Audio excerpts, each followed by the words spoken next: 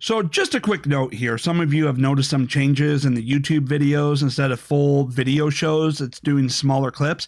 And that is me experimenting with YouTube's algorithm and taking a look at resource allocation. If you want full details and analysis of what's going on in the news, download the audio version of the show. However, this is more of, quick analysis and food for thought. So anyways, the media has done a complete 180 when it comes to their views on the daily briefings from the coronavirus task force. At first, they thought, okay, this administration can't handle anything. Approval ratings are low. Let's go ahead and ask, where are the briefings? Where are the briefings? Well, now Trump has been doing daily briefings, and now the media is going, hey, we need to stop airing these briefings. We need to stop airing these briefings. And that's because of the huge shift in the polls, where Trump is gaining a lot in the approval rating polls. Why? Because what is going on by seeing these briefings and the surrounding of experts, where he goes down and breaks up, here's what we see, here's what we do, here's what we're doing, here's what our results have been so far.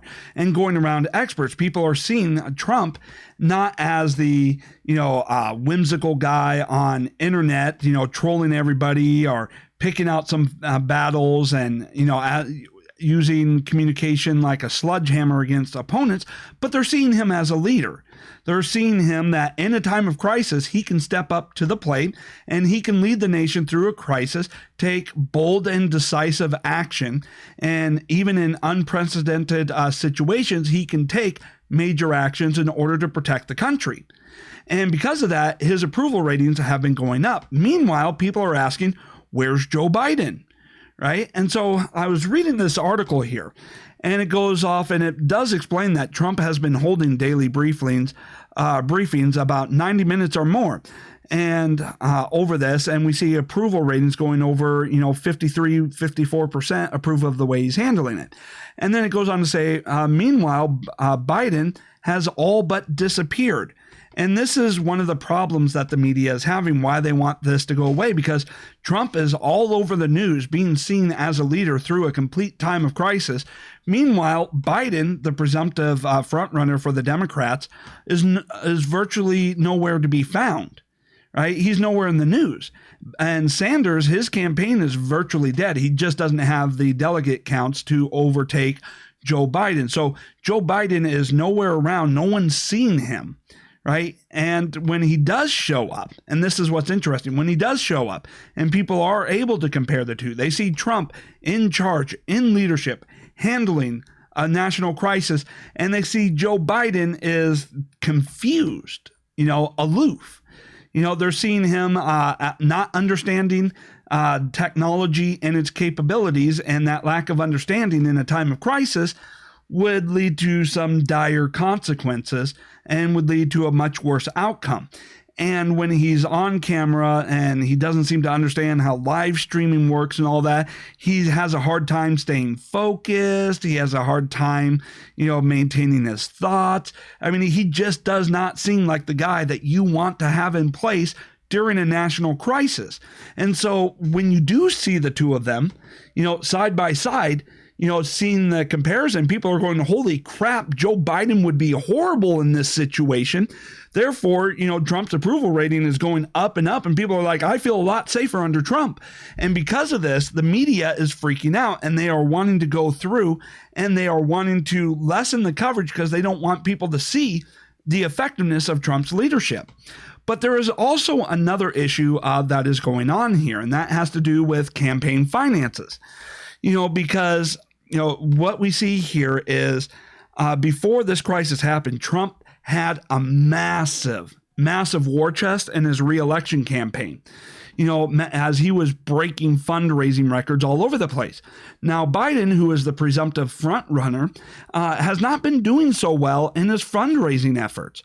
Former Vice President Joe Biden may be leading in the delegate count, but the Biden campaign is in the midst of a massive restructuring, Political reports on Monday, retooling its strategy, adding staff, and addressing dismal fundraising numbers that haven't picked up since Biden became the front runner. And things are only going to get worse for Joe Biden on the fundraising, front. Why? Because his fundraising, sucked before the crisis happened. Trump, was breaking records.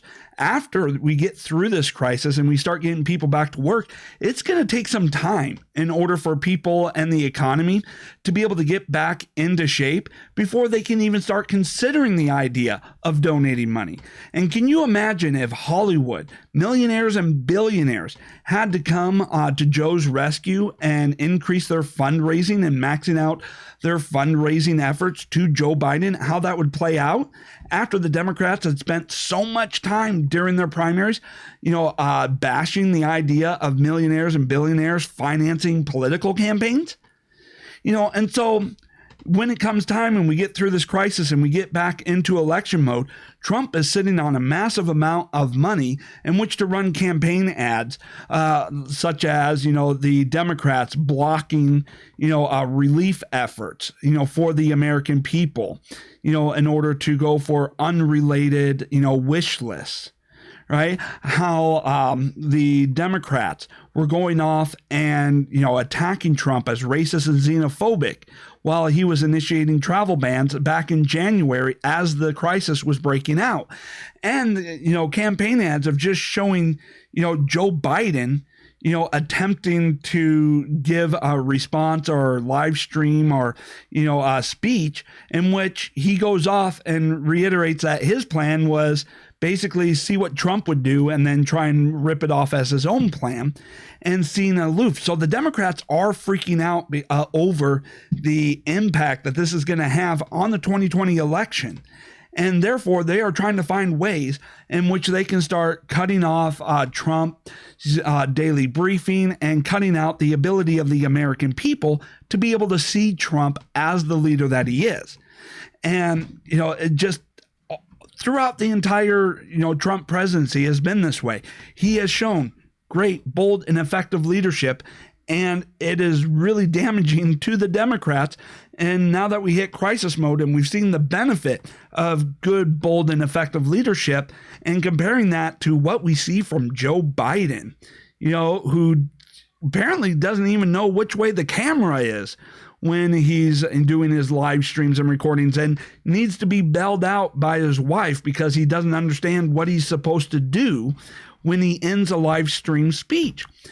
So the political ramifications of this and the Democrats' ability to spin a narrative about who's the leader, who's not, who's do you want in a time of crisis, what we are seeing is that the Democrat option is no leadership, no effective understanding of anything, which is why in previous Democrat administrations, during like the N1H1, there was a lack of leadership or response until it already gained, mass exposure, right? So the Democrats just cannot handle what is going on here. They're freaking out, and now they're trying to find ways to implement censorship control over what we do and do not see from Trump's briefings and information to the public. But that ability is going to be fairly limited because people can go on YouTube and see live streams straight from the White House channel and see what Trump is saying. And as they go off and they want to cut off, coverage of these daily briefings, what they're going to try and do, though, and hopes to try and help out Joe Biden, who's aloof and incompetent, is they're going to try and do very manipulative video edits, in order to try and take things out of context or string, completely unrelated things together in a series of transitioning clips. And that way they could try and rewrite the narrative that, this administration is incompetent, hoping, and their only prayer is to hope that you're not going out and watching the briefing yourself. They want to cut it off so that they can, selectively edit clips in order to spin a false narrative. Why? Because the more people see Trump in leadership, the more we like what we see. And the more we see Biden, trying to, address what's going on, the more we realize he is clueless and incompetent.